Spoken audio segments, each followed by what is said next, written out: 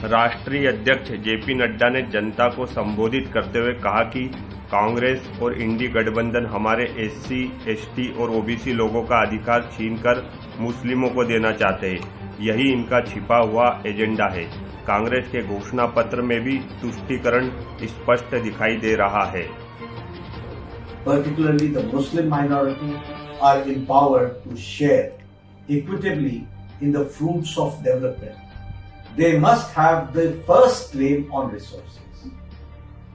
मनमोहन सिंह जी ने यह बयान गलती से नहीं दिया था, बल्कि जानबूझकर दिया था, क्योंकि अप्रैल 2009 फिर से मनमोहन सिंह ने मुंबई में प्रेस कॉन्फ्रेंस के दौरान एक प्रश्न के जवाब देते हुए फिर अपने बयान को सही ठहराया और कहा कि माइनॉरिटीज का, खासकर मुस्लिमों को प्रायोरिटी मिलनी चाहिए और उनको संसाधनों, देश के संसाधनों पर पहला हक होना चाहिए।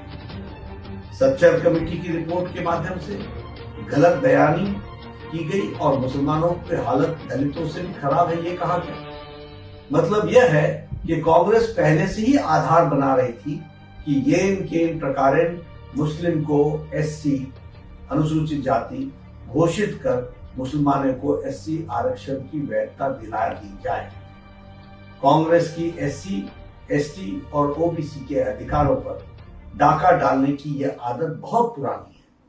यहां तक कि बाबा साहब भीमराव अंबेडकर ने 27 अक्टूबर 1951 को कहा था कि पिछले 20 वर्षों में पंडित नेहरू ने 2000 भाषण दिए हैं, लेकिन उन्होंने एक बार भी अनुसूचित जाति के कल्याण के बारे में बात नहीं की। इससे आप अंदाजा लगा सकते हैं कि कांग्रेस पार्टी को हमारे लोगों के प्रति कितनी सहानुभूति है। पंडित नेहरू हमेशा मुसलमानों के पक्ष में रहते हैं।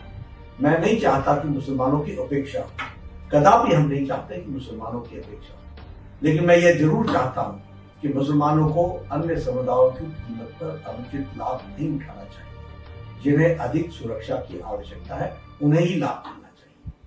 कांग्रेस ने राष्ट्रीय धार्मिक और भाषाई अल्पसंख्यक आयोग का गठन कर ये साजिश रची कि मुसलमानों में भी जाति है, इसलिए उनमें भी एससी माना जाए और एससी लिस्ट में आरक्षण दिया जाए। कोई एससी अगर धर्म बदलकर मुसलमान बनता है तो उसका एससी दर्जा बना रहे।